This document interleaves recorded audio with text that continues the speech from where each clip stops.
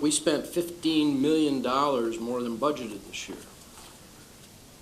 Is that right, or am I wrong? That's what it says. Is there something wrong about that?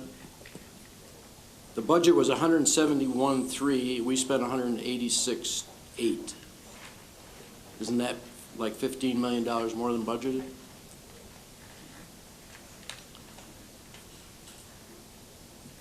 Okay, I mean, I'm assuming that's correct. We haven't spent it as yet, Mr. Davis. Well, this is budgeted as yet. Yes, there's an increase from the original budget by 15.5 million on the revenue side and an increase in expenses of 15.513 on the expense side, yes. So what's significant about this is that the administration has found it necessary to spend $15 million more than budgeted using revenues, I believe, largely somewhat from increased enrollment, but largely from state sources, since it says state sources utilization is up $7 million for state sources and $7 million for federal sources. So the question presented is, obviously we don't have those state sources next year. The Finance Committee's been presented with that reality. So we have to somehow not only deal with budget issues created by increased costs of operation from wages and such as that, but we next year have to basically cut $15 million out of our program that we found necessary to spend this year, because we do not have those state sources next year. So I have never been clear, and I'll bring it up at Finance, and I don't have to bring it up here unless some of the board members wants to pursue it. I've never been clear under what was the rationale or the necessity for overspending by 15 million. I've asked it plenty of times. There's been some explanation, but something is very, strikes me as being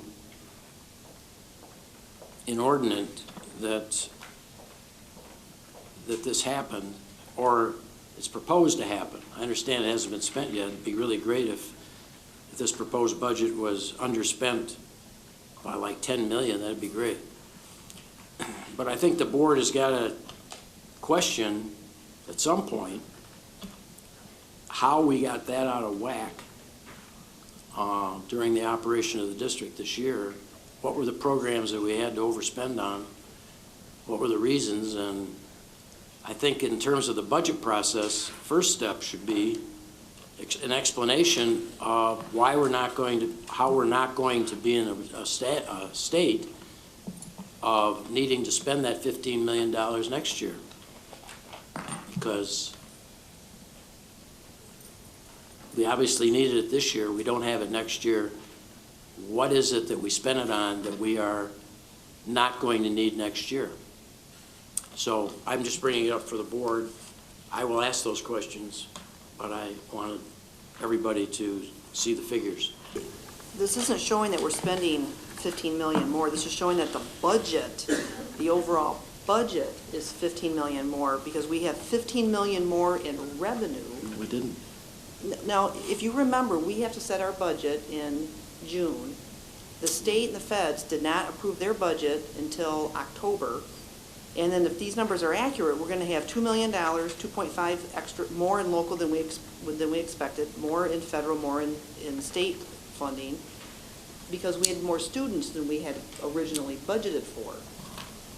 Well, it's a balance. It's not like we're having 15 million more that we're only spending. There's 15 coming in. It's balanced because when I look at this fund balance for June 30, the original budget had 13,690,381. Was supposed to be what we're supposed to end up with in June. This proposed budget has an increase of, we're $5,000 more. So I'm not really sure where you're going at spending, but if you got more money coming in, it looks balanced. Well, raising my hand as best I can do. All right, I'm just telling you, yeah, I'm just saying, you know, we had, you know, more students than we expected, we got more money come in, and we spent more money because we had to have more teachers. Oh, We've broken into grants that's categorical and non-categorical. The bulk of these monies are in categorical funds, so when we have categorical funds, every year we adjust based on what happens at the state level. When there are dedicated sources of funding, we have to spend it for those sources.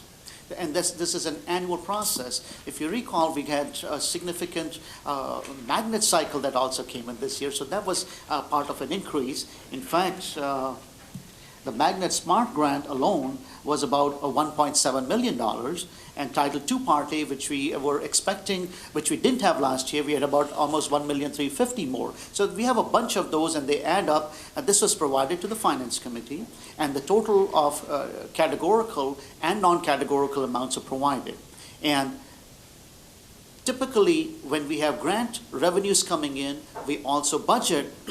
Because they're all dedicated revenues, we got to dedicate the expenses also for those purposes. So we also budget for those expenses on the expense side. So basically they're in and out, and they have been on a monthly basis provided to the board, listing out every grant that has come in and how much we've been spending on each one of those. So the actual expense will be determined at the end of the year based on how much of those funds the grants will cover and how much they are qualified for. The only part that came in pure general fund was, as you recall, the state passed its budget late in the year. And once we got all the information, and based on our original projections of 450 less students, we got more students than we originally forecasted. So as a result, there were some additional staff too.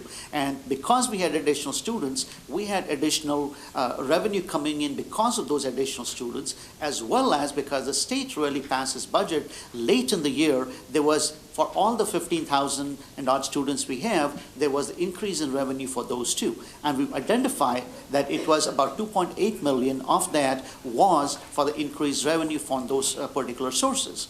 And interest earned, I think the biggest part, I'm talking about the non-categorical, which is not allocated to a specific purpose. The interest earned, actually, we did a lot better than in the past, so we actually earned about $400,000 more than what we originally projected. Now, of course, there are some other adjustments, things like delinquent property taxes and some USF funding that came in, and some of the food service indirect, etc. That amounted to, again, about $800,000.